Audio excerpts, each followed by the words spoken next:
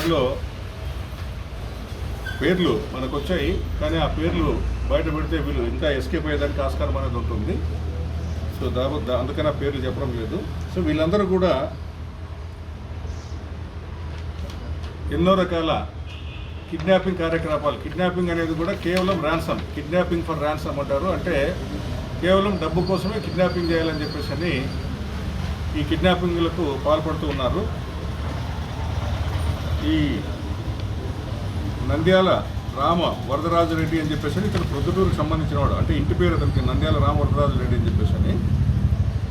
So ఇతను బాగా డబ్బులు సంపాదిస్తున్నాడు, తర్వాత రియల్ ఎస్టేట్ చేస్తున్నాడు. ఇతన్ని కిడ్నాప్ చేస్తే కనీసం ఒక 50 లక్షలు పైగా డిమాండ్ చేయొచ్చు అన్న ఉద్దేశంతో వీళ్ళు 4/1/24 తేదీన ఈ అహోబిలం నుండి టాటా సుమో దొంగతనం చేసుకొని పోయి అది విఫలమైంది. అంతేకాకుండా 2023 సంవత్సరము విఫలమయ్యేదంటే అక్కడ ఈవెన్ కేసు కూడా రిపోర్ట్ అయింది. ఇది మన ప్రొద్దుటూరు రూరల్ పిఎస్ఎల్ దీనిపైన. అంటే కిడ్నాపింగ్ ట్రై చేశారు, కానీ చుట్టుపక్కల వాళ్ళు రావడము, తర్వాత అంతా పట్టుకోవడానికి ప్రయత్నం చేయడంతో వీళ్ళు తప్పించుకొని పరారై రావడం జరిగింది. సో అదొక ఫెయిల్యూరు. తర్వాత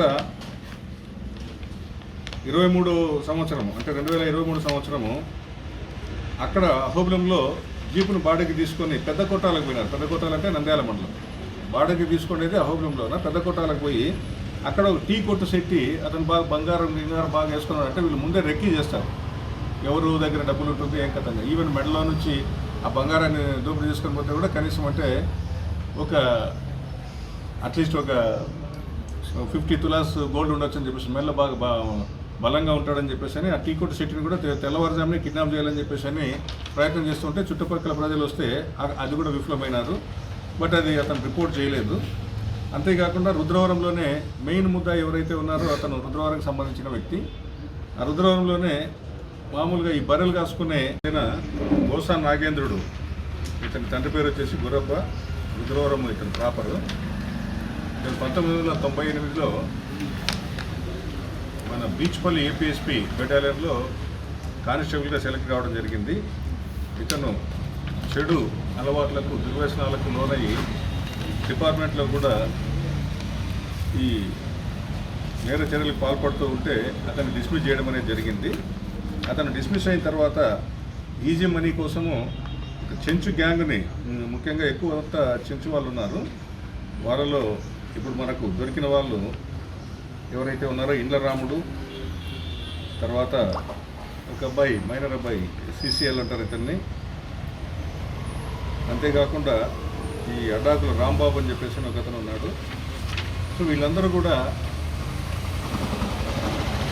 గోసా నాగేంద్రుడితో పాటు ఒక గ్యాంగ్గా ఫార్మేషన్ అయ్యి మనకు అసలు వీరి గురించి సమాచారం రావడానికి కారణం ఏమంటే అహోబిలంలో AP27 TV0823 అనే ఒక టాటా సుమోను దొంగతనం చేసుకొని రావడం జరిగింది. ఇది 4/1 అంటే ఈ నెల 4వ తారీఖున ఈ దొంగతనం జరిగింది. వెంటనే ఆ దొంగతనం గురించిన మాకు సమాచారం వచ్చిన వెంటనే కేసు నమోదు చేసుకోవడం జరిగింది. సో కేసు నమోదు చేసుకున్న వెంటనే ఆలగడ్డ రూరల్ సిఐ గారైన హనుమంత నాయకు మరియు నర్సింహులు వీళ్ళందరూ కూడా తమ యొక్క క్రైమ్ టీమ్ని ఫామ్ చేసి ఇమీడియట్గా దీనిపైన సెర్చ్ చేయడం జరిగింది. అందులో భాగంగా ఈరోజు 7:20 ఈ పెద్ద కందుకూరు మేట దగ్గర ఈ టాటా సుమో వాహనాన్ని, తర్వాత 4 వ్యక్తుల్ని అరెస్ట్ చేయడం జరిగింది. వారి ఇంట్రాగేషన్లో చాలా విస్తుపోయే అంశాలు అనేవన్నీ కూడా బయటపడ్డాయి. వీళ్ళలో ఈ 4 ఒకరు గోసా నాగేంద్రుడు, ఇండ్ల రాముడు, ఇతను అహోబిలము, అడ్డాకుల రాంబాబు, ఇతని పెద్ద దేవలాపురము బండార్పూర్ మండలము, ఇంకొక అతను చట్టంతో సంఘర్షణ పడుతున్న బాలరాజు సిసిఎల్ అంటారు. సో వీళ్ళే కాకుండా అంటే ఎవరో గుర్తులేని వ్యక్తులు వస్తారు, ఏదో ప్రయత్నం చేస్తారు, దేనికోసం వచ్చినారో కూడా తెలియదు. అంటే వీళ్ళ కిడ్నాప్ సక్సెస్ అయితే వాళ్ళు ఎందుకు కిడ్నాప్ చేస్తారనే విషయం తెలుస్తుంది. సో ఆ విధంగా మనకు రుద్రవరంలో జరిగింది కానీ, పెద్దకోటలో జరిగింది కానీ, ఈ కిడ్నాపింగ్స్ తర్వాత ఈ దువ్వూరులో జరిగినవి ఇవన్నీ కూడా ఫెయిల్యూర్ అయినాయి. ఫెయిల్యూర్ అయిన దానివల్ల అవి రిపోర్ట్ కాలేదు. సో మనకు అటెంప్ట్ జరిగి మధ్యలో వెంటపడ్డారు కాబట్టి ప్రొద్దుటూరు రూరల్లో ఒక కేసు ఉంది. మనకు దొంగతనం జరిగింది కాబట్టి ఆ దొంగతనం కేసు అహోబిలం అంటే మనకు ఆలగడ్డ రూరల్ పిఎస్లో ఒక కేసు ఉంది. ఆలగడ్డ టౌన్లో కొట్టి ఆ రోజు అది కిడ్నాపింగ్ విఫలమైంది కాబట్టి ఆ రోజు కొట్టిన కేసు కూడా మనము రిజిస్టర్ చేయడం జరిగింది. సో ఈ విధంగా చెడు వ్యసనాలకు అలవాటు పడి పోలీస్ శాఖే మచ్చ తెచ్చే విధంగా అది కూడా ఏపీఎస్పీలో పనిచేస్తూ ఇతను డిస్మిస్ కావడమే కాకుండా ఈ చిల్లరగా తిరిగే వీళ్ళు ఎవరైతే ఉన్నారో ముఖ్యంగా సెన్సూస్ ఎక్కువ ఉన్నారు ఇందులోన అందరినీ కూడా ఒక గ్యాంగ్గా చేసుకొని మొత్తం 8 మంది కలిసి ఎక్కడ పడితే అక్కడ ఈ కిడ్నాపింగ్లకు ఈ ప్రయత్నాలు చేస్తున్నారు. అతన్ని చట్టపరంగా మేము లీగల్గా ఈరోజు అరెస్ట్ చేసి న్యాయస్థానం నందు రిమాండ్ నిమిత్తం పంపడం జరుగుతుంది. ఈరోజు అతి తక్కువ కాలంలోనే సుమోను అంటే పోయిన ప్రాపర్టీని రికవరీ చేయడమే కాకుండా ఈ నేరాలకు పాల్పడుతున్న ఈ మొత్తం 8 మందిలో 4 సక్సెస్ఫుల్గా అరెస్ట్ చేసి రిమాండ్ పంపిస్తున్న మన ఎస్ఐ గారిని, వారి టీంని లీడ్ చేసిన సిఐ గారిని, తర్వాత 50 మంది సిబ్బందిని మన జిల్లా ఎస్పీ రఘువీరారెడ్డి గారు అభినందించడం జరిగింది. అతన్ని కిడ్నాప్ చేయడానికి ఒక బొలెరో వాహనం తీసుకొని పోయి అతను మామూలుగా యాజుగా ప్రతిసారి కూడా బాగా డబ్బులు ఎక్కువ ఉంటాయని చెప్పేసి అంటే అతని దగ్గర ఉండవు, కానీ అతను ఎత్తుకొని పోతే వేరుకే బర్రెలు కాసుకుంటాడు కానీ డబ్బులు ఎక్కువ ఉంటాయని తెలుసు. ఎందుకంటే రుద్రవరం వాడే కాబట్టి మెయిన్ ముద్దాయి.